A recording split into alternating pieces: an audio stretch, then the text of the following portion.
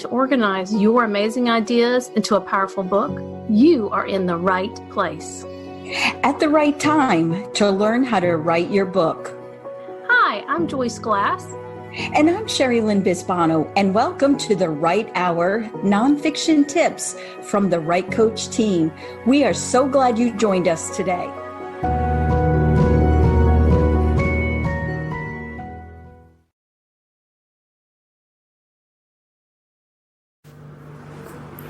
Welcome to episode 1105 of the Write Hour. You are going to love today's guest, Yada Golden. She shares how to connect with your potential readers using story selling in your emails. Writers love to write, but I have found many of us struggle to market our books, me included. When I wrote my first few books, I had no idea how to market them and reach a bigger audience. I joined Yada's Subscriber Reviver Challenge and knew I had to have her here on this podcast series.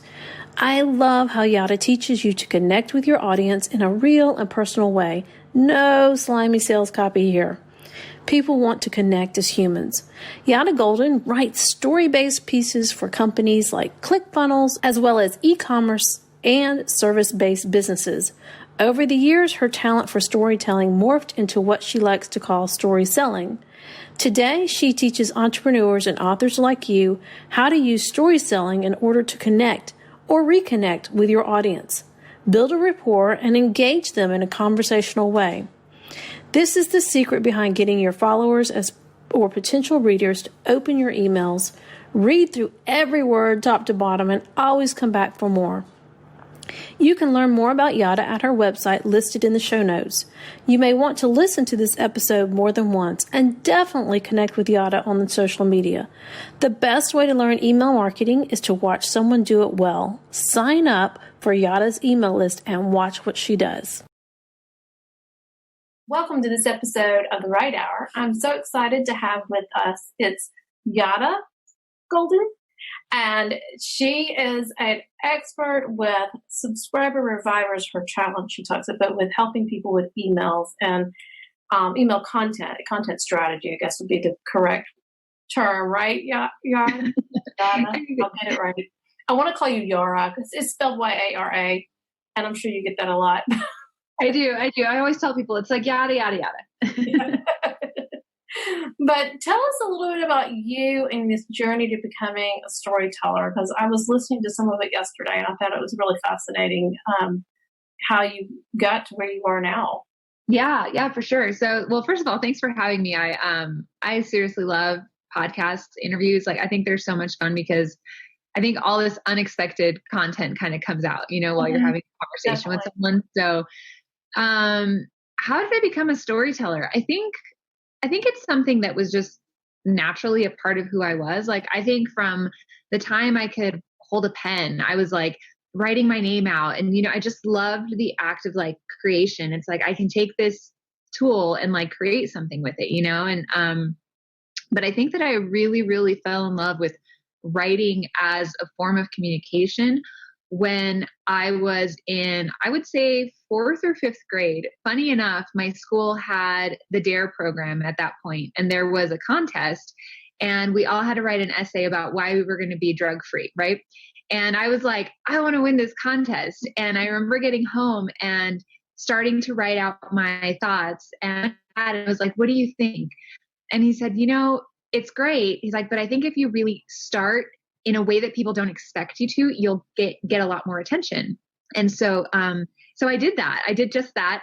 And I remember winning the contest. And because I won, I got to like stand up at the podium and like read my essay to like the entire school. Oh, and I just remember, it was so much fun. And I just remember having this feeling of like, wow, like my words really created something and mattered. And I think at that point I was hooked. I can't really say that I considered myself a writer until very recently. Like, I always knew I loved writing, but I think that stepping into the identity of like, I am a writer was a much longer process than just falling in love with writing.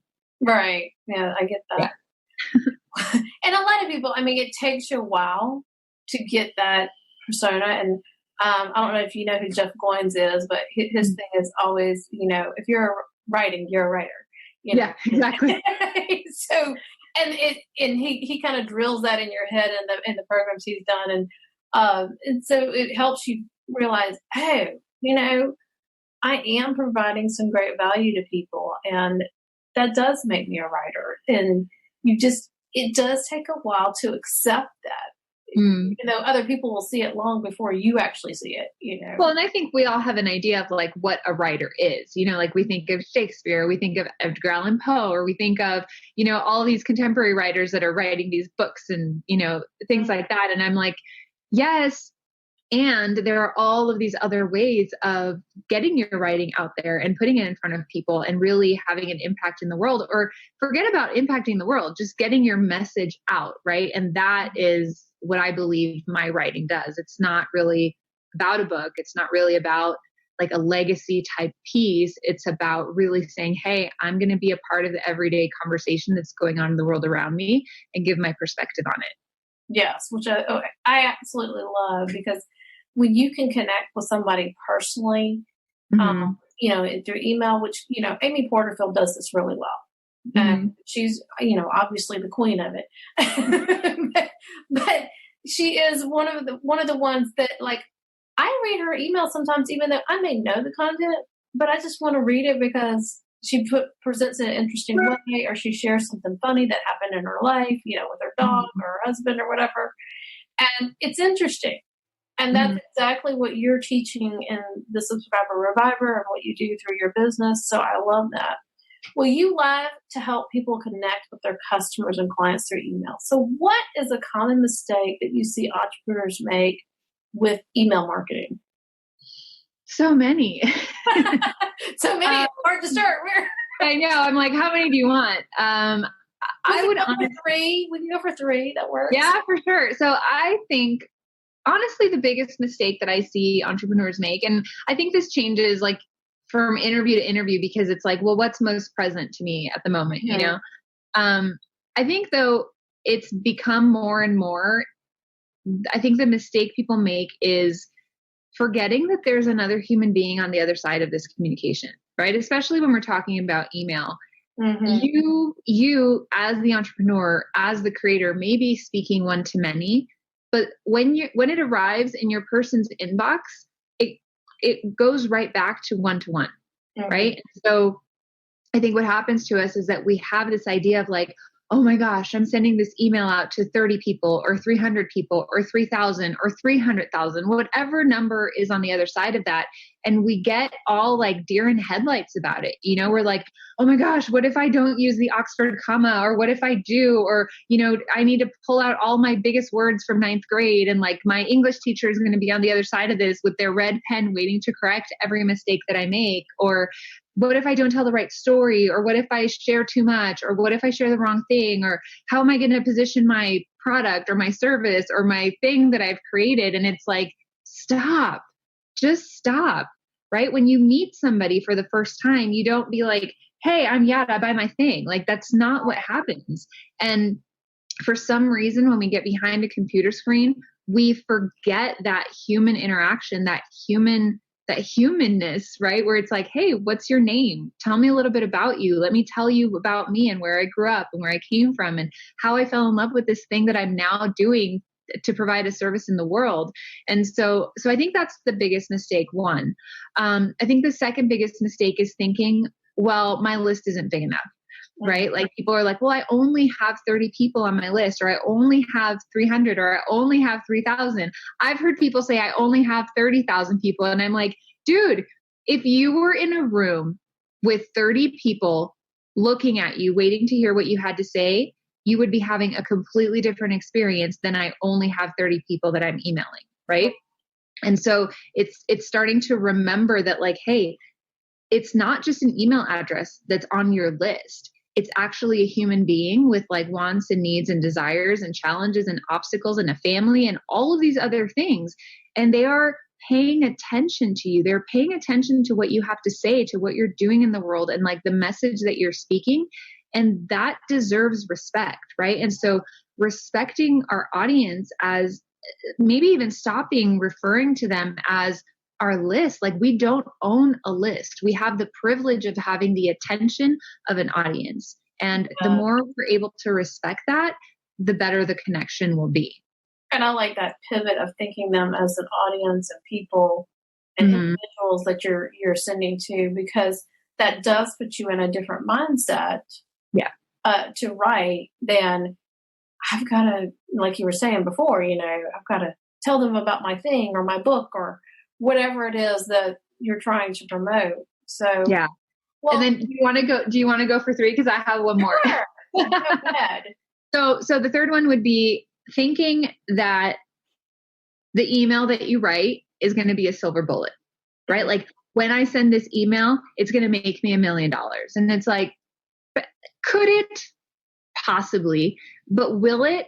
Most likely not, right? Like this is not your one shot to talk to this audience, to email them, to offer them your thing. It's really not. Like you have an ongoing campaign that you can now send these people. You have an infinite number of stories. You have an infinite number of angles that you can take to promote this stuff, right? And so thinking that this is the be all end all is another huge mistake that I see people make, because then when it doesn't work or they don't get the response that they thought that they should get, right? Like when the expectation that they had isn't met, they throw in the towel and it's like, well, this is the wrong audience, or this is the wrong offer, or my thing's not good enough, or I'm not good enough, or I'm not a good enough, right? Like insert your excuse here, right? And so it's just taking that approach of like, hey, I'm establishing a long-term relationship with these people. Some will, some won't. So what? Someone's waiting, right? And that's the approach that we get to take with our list, not like this is going to be the silver bullet that fixes everything. Right. And it's all an experiment too. This email that you may think is not that great does gangbusters, and this other one that you thought was your silver bullet flops. Oh, completely. It's all an experiment.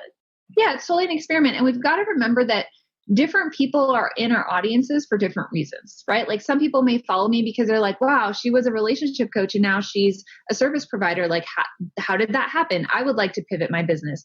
Some people may follow me because they're like, I want to become a better storyteller. Some people may follow me because they're like, I want to become a better digital marketer. And so as I share all of these different stories, it's almost like taking a shotgun approach to your list, right? Like some of the bullets are going to miss, but some of them are going to hit people like square in the eyes where they're like, holy crap, that's exactly what I was waiting for. And so we're constantly in a process of canvassing our list and saying like, okay, which stories and topics are resonating with which segments of my audience? Because it's not just one person, it's many people, and they're all there for different reasons, although attracted by the same message. Awesome. Yes. So it's audience. Tell me the mistakes again. You said, what was it? Thinking that their audience isn't big enough.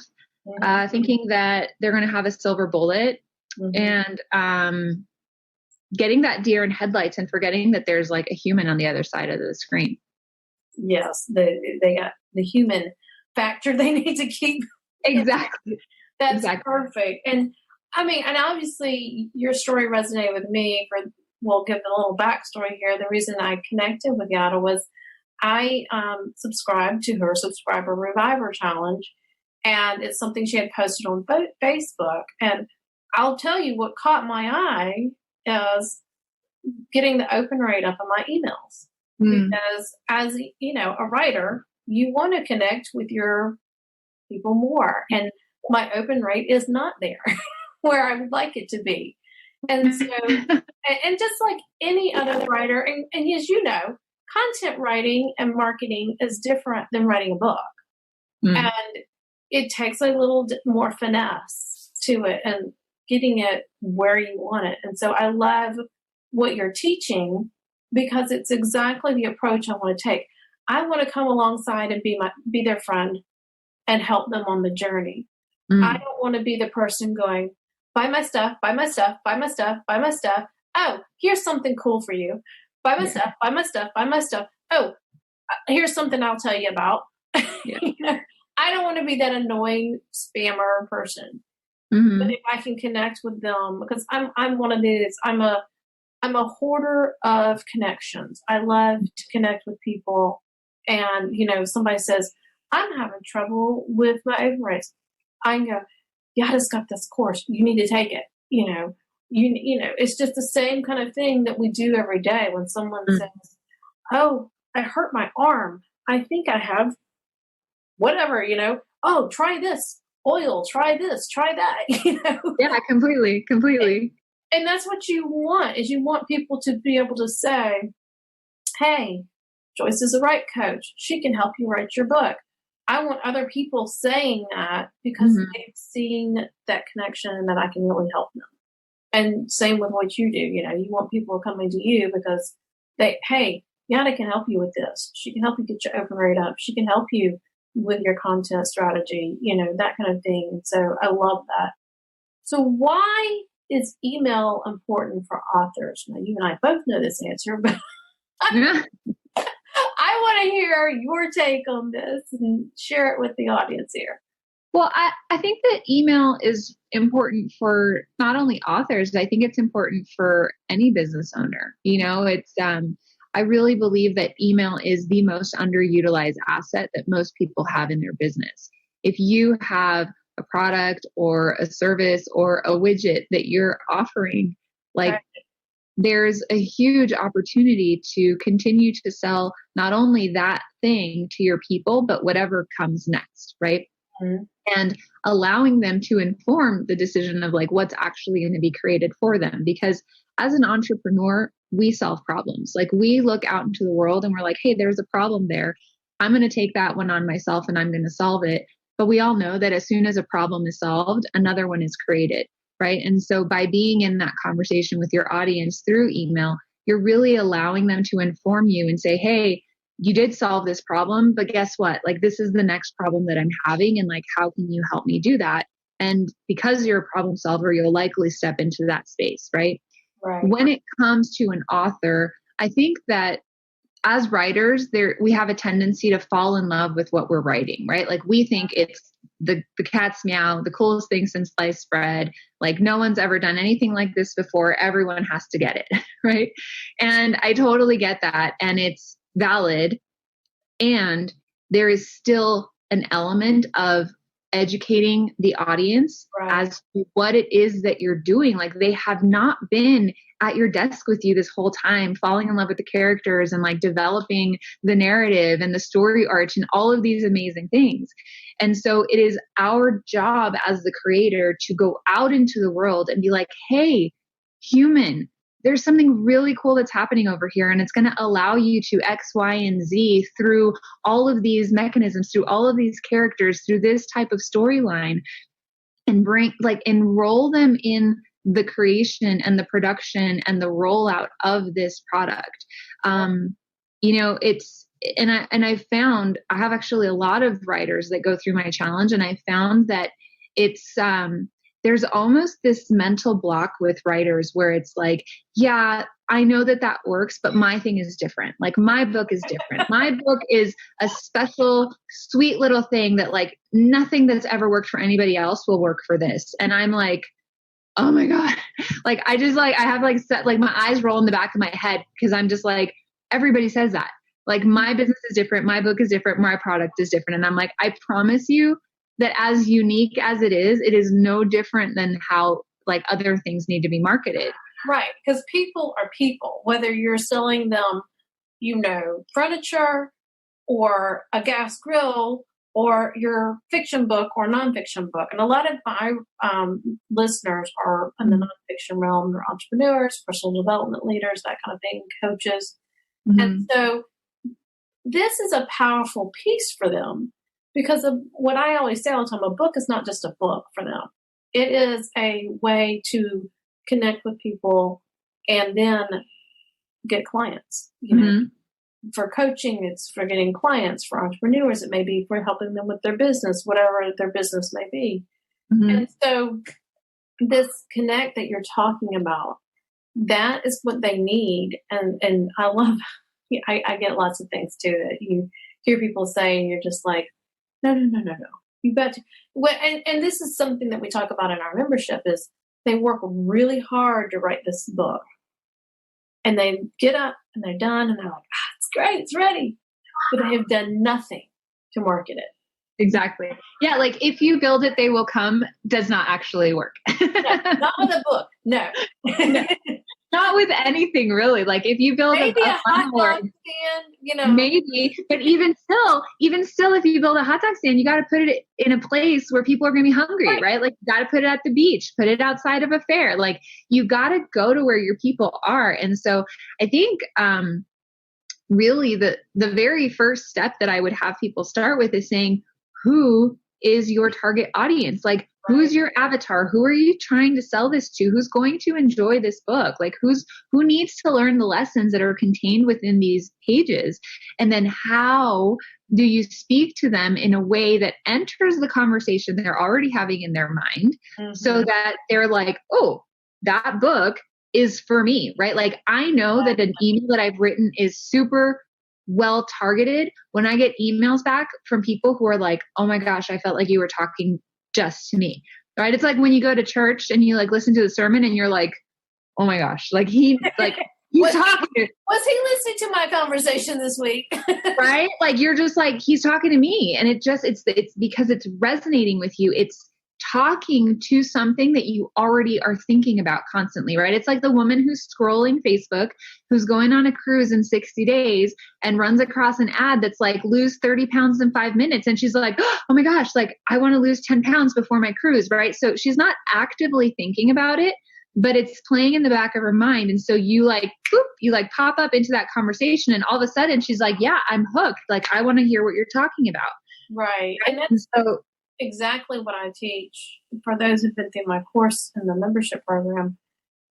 Is to keep the reader in mind that you want them to feel like you were just here and you just heard the conversation I was having in my head.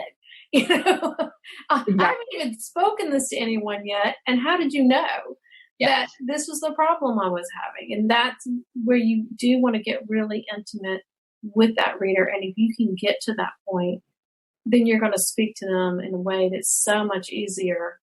And then it's not selling. It's like, I have got to have this. I mean, and I'll tell you, when I read your copy on that Facebook post, I'm like, there was no thinking about it. I was like, where's the buy button? That's awesome. I'll give you a really quick example. I think the book is up there somewhere, but Russell Brunson a couple years ago now, I think, wrote a book called 30 Days, right? And the premise of the book was that he was going to ask 30 entrepreneurs what they would do if they had lost everything and had only 30 days to build their businesses back up, right? So everyone wrote a chapter. It's a really cool book. My partner, James, was one of the people that he asked to write this book or a chapter. Awesome. And he procrastinated on it. And finally, we were actually on vacation in Venice, Italy. It was this amazing, like we had an Airbnb. It had like a gorgeous terrace on the top, which is super like rare there. Anyway, we're sitting up there at night and he gets a Voxer and it's like, hey, we need your thing tomorrow or it's not going to be in the book. And he's like, well, screw it. I'm on vacation. I'm just not going to do it. And I was like, no, you've got to do this. I was like, what is the resistance? And he's just like, well, I just don't know who I'm writing this to. And to give you a little backstory on him, he grew up in like with very little means. He like worked his way all the way to college, went to college and was like literally surviving on like tuna and ramen and all this stuff. But he wanted to better himself. And so he was going to Barnes and Noble every night and reading Rich Dad, Poor Dad, pages at a time, earmarking the page and going back the next day, picking up where he left off. Right. And so I was like, we had this big long conversation, just write the chapter to yourself, like to that version of you, the one who couldn't afford, like you were starting from scratch. Right. But like give yourself an actual manifestation of that person so that you can speak to them. And so he did. He wrote that chapter. He sat down and, he had this whole experience of it. He's just like, that was the easiest writing I've ever done because I knew exactly who I was talking to. And so, that's just a very simple example of like if you set out to help a very specific person, you're going to write something in a very specific way with very specific messaging that's going to resonate with them. And the people who've reached out to him after reading that chapter are like, oh my gosh, this was exactly what I needed to hear. And it's so gratifying to see that come full circle. And I can only imagine, like, I don't have a book of my own, but I can only imagine as an author to have that same experience where you're like, I've poured myself into this book and now it's out there in the world doing exactly what I knew it could with the right person. And the cool thing about what he did is, and this is something I tell my clients and customers too, it's going to attract other people, not just that specific person that's like him at that point. It's going to attract all these other people too, because they're going to resonate with some form of it for some reason, you know? Absolutely. But that's what I tell people all the time when they're just trying to get the thoughts out of your head. I say, sit down and act like you're talking to a friend who has this problem. What would you tell that friend that you can help them solve that problem? How can you help them solve that problem? Yeah. Well, and amazing, like you said, that light bulb goes off. Well, and it's like the entrepreneur's trap, right? Because we think that our thing can help everyone. And when it comes to marketing that thing, if you talk to everyone, you're actually talking to no one because it's not targeted enough. And I think as the entrepreneur, we think, oh my gosh, but I'm going to miss out on all of this other stuff. And it's like, that's, I think, a real scarcity mentality. Like we need to switch into an abundant mentality where we're like, there's 7.5 billion people on planet Earth. If I focus a niche down into this specific person, I can actually really help them, and I can grow the readership of this book. I can grow my audience.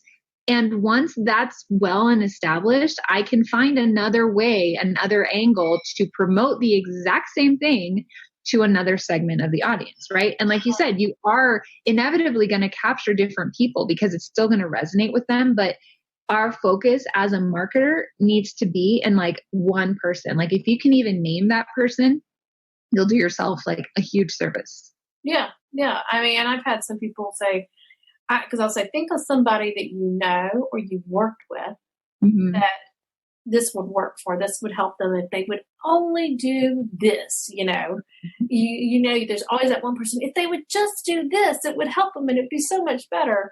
Yeah. And if you think about that person and write to that person, it'll just flow. Yeah. So much. So what are some key components of sharing a story or their story with an email list? I believe that I think one of the things I talk about a lot in the challenge is like talking about your day-to-day aha moments and the challenges you're experiencing and just kind of pulling back that curtain and really showing up as who you are. I mean, I guess it kind of takes us back to like mistakes that I see people making with their audience is that they try to be what they think the audience wants them to be. And that is exhausting and a recipe for just disaster because you're eventually going to be tired enough of it that you're just not going to want to do it anymore. Or you're going to slip up and show up as who you actually are, probably not the best version, and it'll just be a mess. And so by kind of pulling back that curtain and saying, you know what, like, I'm really good at these 5 things. Like I can help you when it comes to business. I can help you when it comes to marketing. I can help you when it comes to mindset. I can help you when it comes to writing, and I can help you with email campaigns. Everything else is a hot mess, right? Like I don't even know how it's running right now, but these 5 things, like I got it. I'm good at these.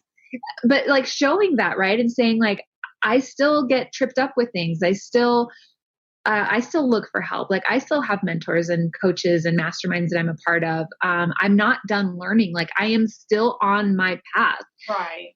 And I think that a lot of times when we're sharing pieces of ourselves, we do tend to share the highlight reel because we're like, if we don't have it all together and we're not perfect and we're not like at the summit of the mountain that everybody else wants to climb, then we're not good enough.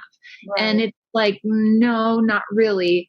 That's actually creating this illusion of perfection in the mind of your readers that creates a gap that is insurmountable for them. Right. Because they're like, well, if Yada has her shit together completely and nothing's ever off the rails and it's just perfect all the time, I don't feel like that's attainable for me. So I'm just going to go because I don't feel good about myself. Mm-hmm. So instead, I'm like, let's bring ourselves down off the mountain and say, hey, like I said earlier, I'm really good at these 5 things. Everything else is a mess, but like, let me help you with this. I'm also going to show you how I'm working my way through the other things, right? Like that's really where I think that that alliance happens where they're like, hey, you're just like me.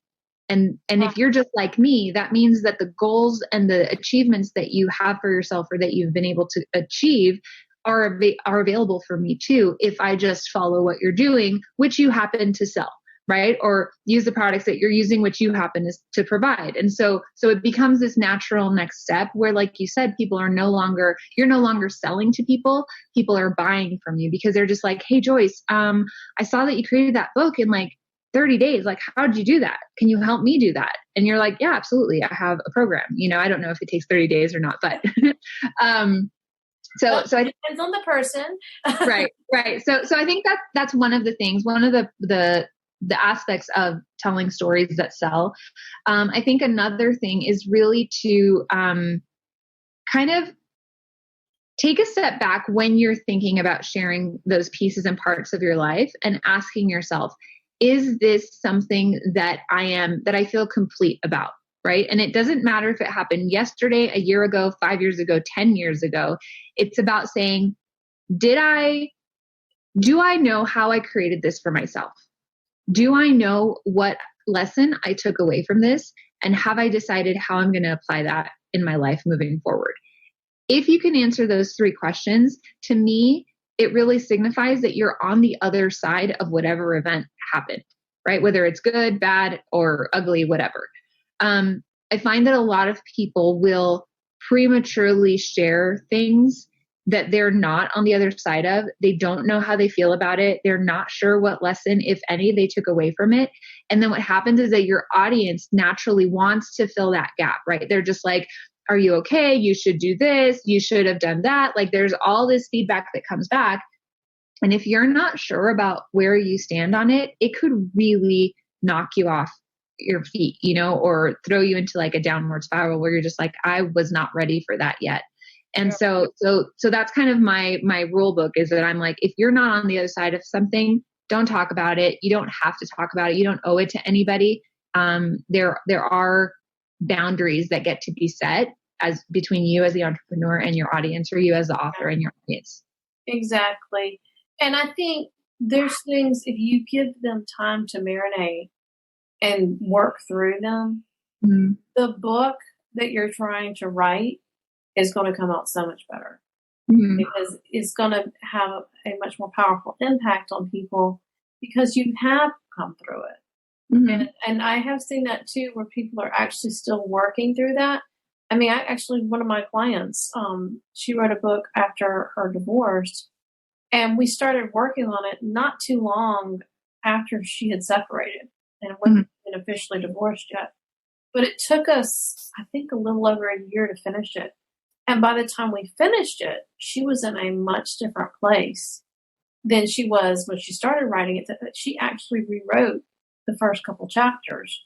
Yeah. Because she had more insight there. And it's one of those things like that. You may need to start writing it just to get the information out, but let it marinate to a point where you are in that good place that you can look back and say, this is what I learned. This is what I think could help you. This is something that helped me. This is a strategy, whatever, So I love that. So refresh us on your key components again. Was the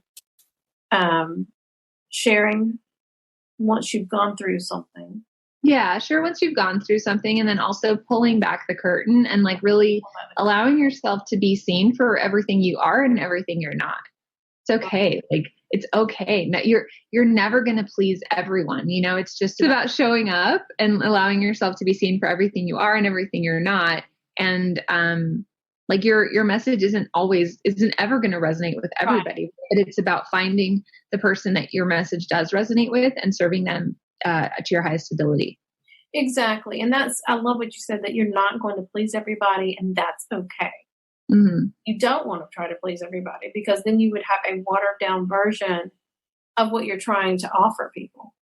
Well, and you've got to be polarizing, like you're going to attract with the exact same power that you repel people. Right. And you don't even like, I used to get stuck on like, well, I have to be polarizing. Like, how do I make my message polarizing?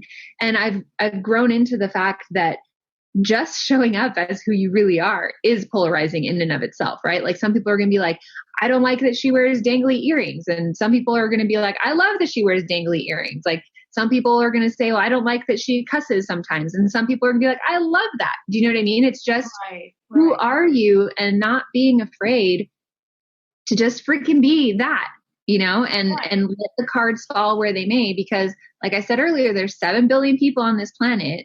Like there's a good handful of them that are your exact right people. And there's a whole lot of them that aren't, and that's okay. Right.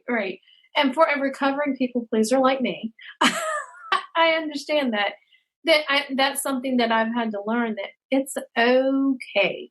And where, some people might make a snide remark on Facebook about something I posted or said or did or whatever, whether it be in my group or on my page.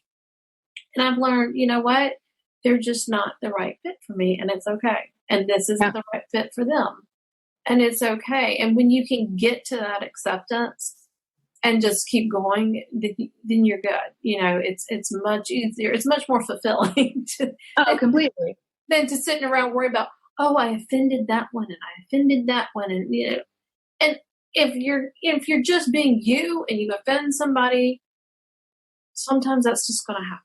Yeah. I mean, don't be a jerk. Right. But it's like, if I'm legitimately giving you my opinion or sharing my experience with you or telling you about what I teach, and that somehow irritates you or offends you or you don't like it, I'm not about to change my approach or who I am in order to please one person. Like I had somebody email me the other day and they're like, I want a refund on your challenge. It's full of fluff. I feel like you're disrespecting my time as your student, blah, blah, blah. Like she just went on and on and on. Funny enough, her name was Karen. And I was like, oh, how amazing.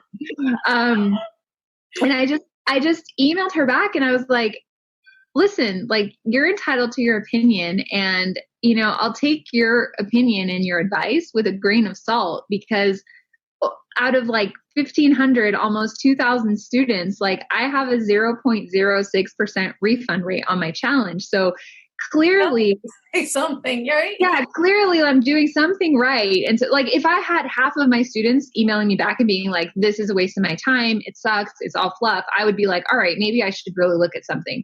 But like with that minuscule amount of people refunding, I'm just like, it's not me, lady, like it's you. And I wasn't mean about it or anything. Right. And it could be she's having a bad day, or her husband got mad because she spent the money, or, it could be any number of things, right. But none of them have anything to do with me or my content.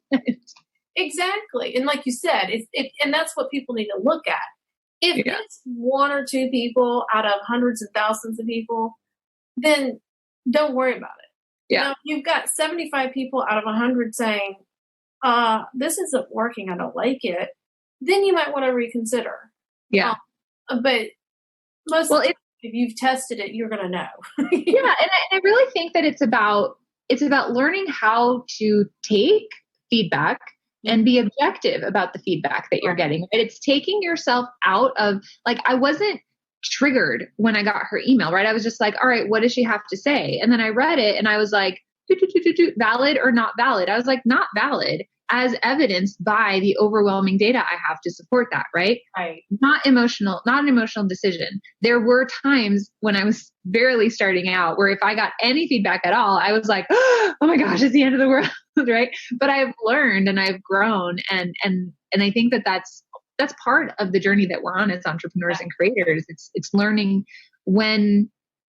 whom and when to take feedback from, right? Exactly. There's a ton of people, like, opinions are like belly buttons. Everyone has one. They're pretty useless, right? But it's like, when I'm paying, like if I'm looking for advice, I'm probably paying a mentor or a teacher or a coach to help me get that advice, because I've seen the results. Like, they're living in the results of their actions, right? So I'm like, hey, tell me what you're doing. If somebody on my email list is emailing me back and telling me like I should do this or that, I'm like, unsolicited advice, probably not going to listen to it, right? Exactly. Well, tell us about your writing time when you are working on your emails or even your content that you share. Do you have a consistent time that you write, or do you write daily, or is there something that what things work and what don't work for you. Because this is always fun to hear what other people do. Yeah. And then you learn, and this, and what I'm hoping is if there's something that resonates with someone, then they're like, oh, I'll try that, So, yeah. And like you said, everybody does it differently too. So it's good to hear. So what do you do? Yeah, for sure. So I actually have a lot of writing to do today. And so at about 3:00 today, my time, which is Mountain, I'll sit down I'll show you on that couch right there. I sit on my couch, I grab my laptop, I usually have like a nice cup of tea or something. And I just kind of close everything out and just write. Sometimes if I have like a lot of writing to do, or if I'm attempting to capture a specific mood elicit a specific type of mood with what I'm writing, I will pop on some headphones and I'll listen to like, alpha beat, like type music, like lo-fi beat music, but I look for something that's like happy or pensive or sad or, exciting. And so I kind of, capture the feeling that I'm going after like that. I almost like get myself into a certain state. But I always find that I do my best writing in the afternoons, if not late at night. I know a lot of people are like morning people. I'm just not. Like, I really just want to kind of scroll social media, drink my coffee in the morning. I'm like, just get away from it. Like, I'm not ready yet. It's also typically after any outbound kind of work that I need to do. So I'll do like team meetings, interviews, conversations with my writers, any client facing stuff first. And then once I'm done with that, then I'm like, okay, I can go internal, because writing for me is very much like I have to process what it is that I'm going to say. I've been writing more and more sales pages these days for people, and it's not my favorite thing. So I find myself really procrastinating on it, but I'm thinking about it the whole time. It's like, okay, I've got to write this. I've got to write this. Like, what are the angles? And I find that I kind of like chew on it for like longer than I should. And then when I finally sit down, it's like, blah, it's like this like big like release, and it just kind of comes out within like an hour or two. So that's kind of like my status. I don't really have like a schedule or like a daily type thing that I do. I've also kind of like my role in my company has kind of shifted because we've grown so much that I've had to hire writers, which is a blessing. And I'm so grateful to be able to employ, artists and creatives that otherwise might be struggling. And so I've kind of removed myself from a lot of the writing. So there's very little of it that I have to do. So when I do it, I very much enjoy it. And I kind of create this cocoon for myself where it's like, oh, I get to write, and I sit down and I kind of do my thing. I find myself editing a lot more these days, which is less fun, but still enjoyable.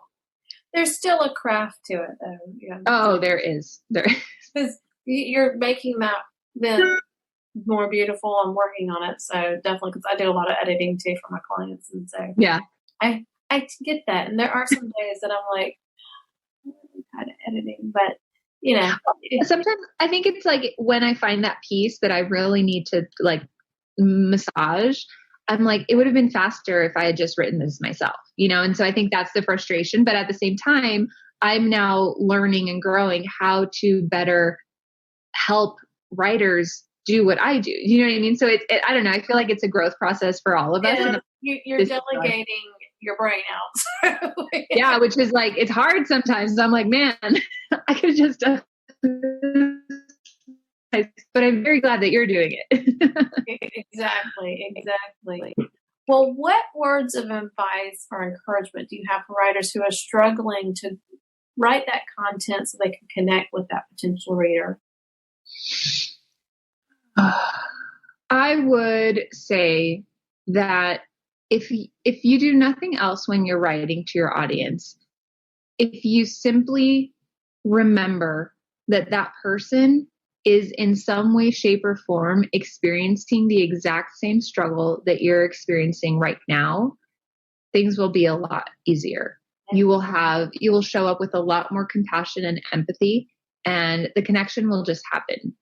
But I think one of the things that happens is that we are no longer struggling in the same area or arena as the people that we're attempting to help. Mm-hmm. And what we don't realize is that we have the same struggles now. They're just showing up in a different way, right? Like I have a multiple 6-figure business now, and that's amazing, but it's like new levels, new devils, right? Like I still experience some of the issues that I was having when I was trying to get to my first $10,000 a month, or when I was trying to break my first 6 figures, and I'm like, oh my gosh, like the problems are still here. They just look slightly different.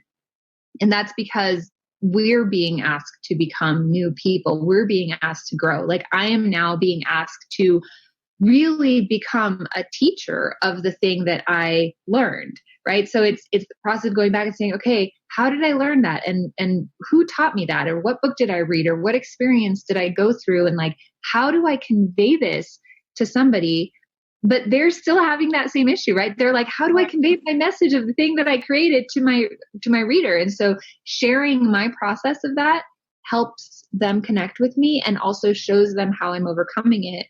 And obviously positions my product as like, hey, like this has solved it. I'm working on the next product, but here's this, right? And so I think that's kind of a long answer to maybe a simple question, right? It's like, what would you tell them? And it's like, just remember that the person you're trying to help is somewhere along the path that you've already traveled. It could be 2 steps behind, it could be 10 steps behind, but being transparent about where you are, what you've gone through, and where you're going is super helpful for them. Definitely. Well, I appreciate that. That has been wonderful. And I appreciate you being here. And so we'll have your links. And if you want to learn more about Yada and what she does, it'll be in the show notes. And I hope you have a great day. Awesome. Thank you so much.